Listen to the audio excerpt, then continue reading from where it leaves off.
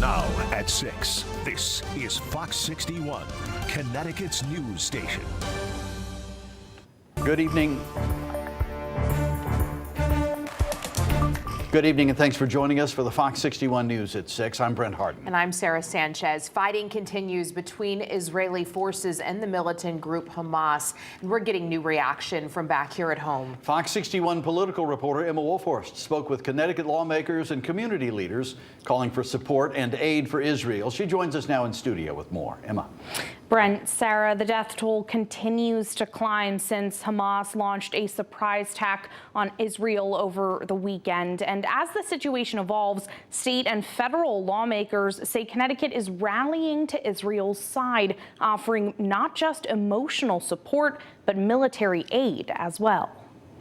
There is literally not a family that hasn't been impacted. Monday, Jewish community leaders say they're feeling the impacts on now the third day of fighting between Israel and Hamas. Not a single family that doesn't know somebody who's now been killed or injured or missing or taken captive. I've received tens of calls myself from worried, scared, anxious, and sometimes grieving parents because they are anticipating the worst. While Senator Blumenthal says there are no confirmed Connecticut citizens either killed or taken hostage, he and other state officials are sounding the alarm. Seeing the images of horror and grief, atrocities that have no place in civilized world. President Biden condemning this weekend's attacks by Hamas and already sending an initial round of military aid to Israel. But Monday calls for more. An additional funding package will be front and center as we go back,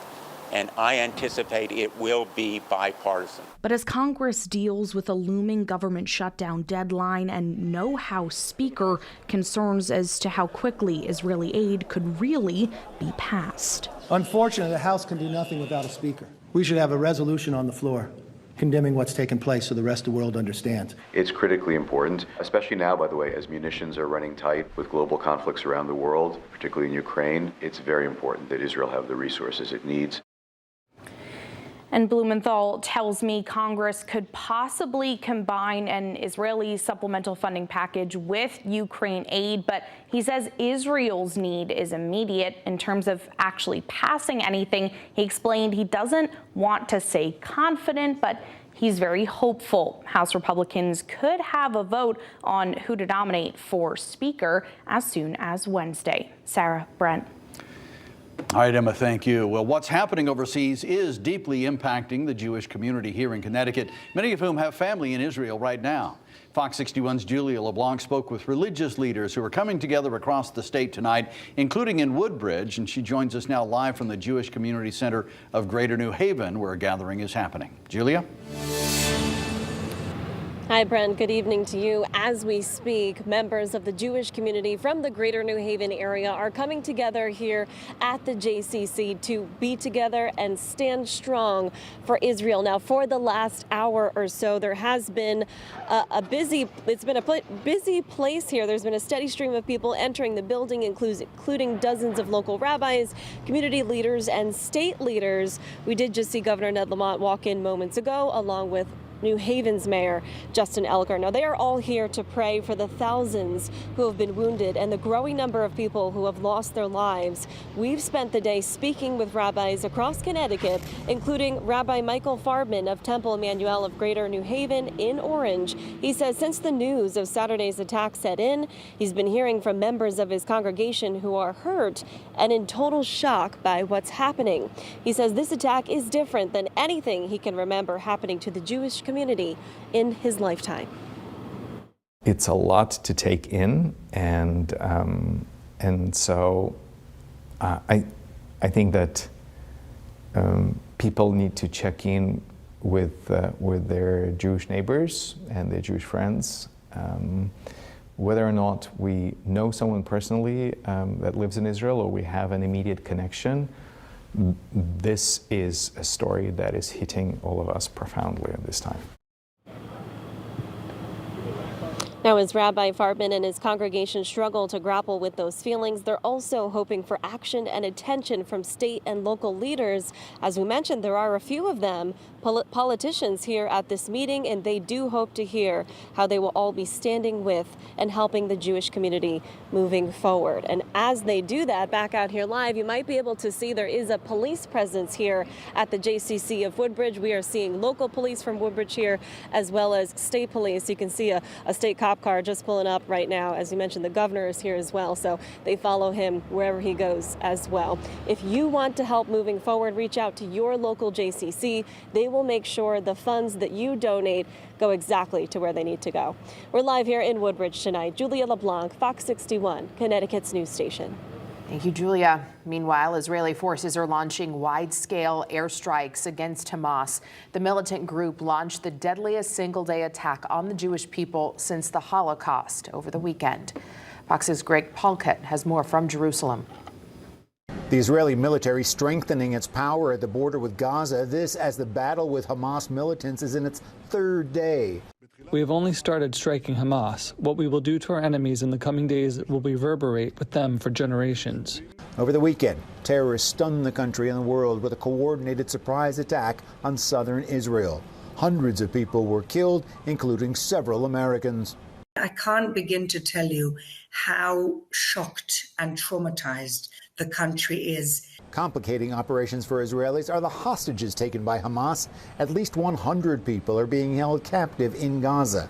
The Israelis want to save those people while also eliminating Hamas. We're talking about elderly and sick people, children, women, not combat soldiers. Hopefully, we'll be able to get them back. Israeli forces have recaptured areas near the Gaza Strip, but isolated clashes remain. Right now, we've managed to stabilize it. We are focused now in taking care of the terrorists. The Wall Street Journal reporting Iran helped Hamas plan its attack on Israel. Iran is the big puppet master, which is, in my opinion, has coordinated this whole thing. U.S. officials, however, say they have not seen any evidence of Iran's involvement in the attacks. The Israeli government has now announced a complete siege of the Gaza Strip with no food or fuel allowed in. In Jerusalem, Greg Paulkett, Fox 61, Connecticut's news station. And to stay on top of the latest developments in Israel and any breaking news, get the Fox 61 app and check fox61.com for these stories and much more. Turning to the weather now, a cool fall day to start our week. Chief Meteorologist Rachel Frayne joining us now. The leaves are changing and it's getting chillier all the time. Boy, we are into fall. Yeah, we're really settling in here now with a very October week on the way, with temperatures generally in the 60s for high temperatures, and it will be a quiet week ahead. The only chance for a shower will be maybe a sprinkle or two tonight, tomorrow, but most of the time will be dry. And then, well, the weekend, we'll have to talk about more rain. But before we get there, temperatures right now in the mid to upper 50s. It's a bit breezy. Occasionally we have gusts up to around 20 miles per hour. And you're seeing a couple of sprinkles here showing up on the radar right now. Not too much to write home about. We've got a little disturbance that's passing through New Britain, Meriden, seeing a couple of those sprinkles. Other than hitting the windshield, that's pretty much all they're going to do. There's another area of low pressure skirting by to the south of us overnight. Again, that brings the isolated chance for a shower, but most will stay dry. I think the bigger story here is it's another chilly night ahead with overnight lows that'll be dipping back towards 40 by daybreak, including upper 30s for Windham, 41 in Meriden, and mid to upper 40s for the Connecticut shoreline. After a chilly start to the day, well, another chilly finish, although feeling appropriate for October, right? High temperatures in the lower to middle 60s as we head through the afternoon. And overall, we're looking at a mix of sun and clouds and another chilly night. It will be brighter during the day on Wednesday. And then we'll talk about that rising chance for rain as we head into the weekend, whether you're ready to hear about it or not. Your full forecast coming up. Rachel, thank you. Developing news out of Hartford tonight. A teenager is dead after a drive-by shooting right in the middle of the afternoon. Police say the shooting happened on Nelton Way, just off Nelson Street, and that's where we find Fox 61's DeAndrea Turner right now with more. DeAndrea? Hi, Brent. Well, police tell me that this victim was a 15-year-old young man that was killed in this community, in this neighborhood. And I want to tell you a little bit more about this neighborhood. You can see that there are little kids outside just walking up and down the sidewalk, playing outside, enjoying this fall weather. Well, parents tell me that's exactly what happened around 1:27 this afternoon. So many kids were outside when someone drove by and shot this 15-year-old young man.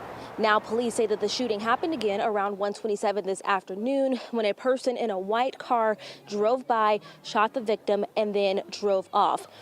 They were notified simultaneously from a shot spotter camera and 911 calls coming in.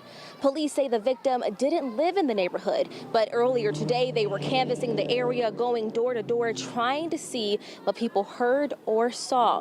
And I spoke with people who do live here, one being a 14-year-old, about the aftermath of learning that the victim was just 15. 15-year-old, and then you're just walking around and then you just get shot. Like, that's just scary. You're that young and you didn't even get to live old enough. Like, that's, ugh. Oh no, I don't like that. It was scary because in the same breath, it was like he's laying there screaming for help, but all I can think about was my babies being outside. And this was the second fatal drive-by shooting this year that involved a minor. The first shooting happened in April that involved 12-year-old Secret Pierce. Police are still looking for her killers as well. In Hartford, DeAndrea Turner, Fox 61, Connecticut's news station. Thank you, DeAndrea. Also in Hartford, an early morning shooting. 2 people were taken to the hospital. Police say they responded to the area of Roxbury Street and Fairfield Avenue around 5:30. There they found a man and a woman, both in their 20s, with gunshot wounds. Police say they had non-life-threatening injuries. Anyone with information on the incident should call police. And tonight, one person is in the hospital after a train hit a car in Cromwell. This happened on Main Street around 9:15 this morning. The person in the car was taken to the hospital with minor injuries, and investigation is underway into what led up to that crash. All right, still to come.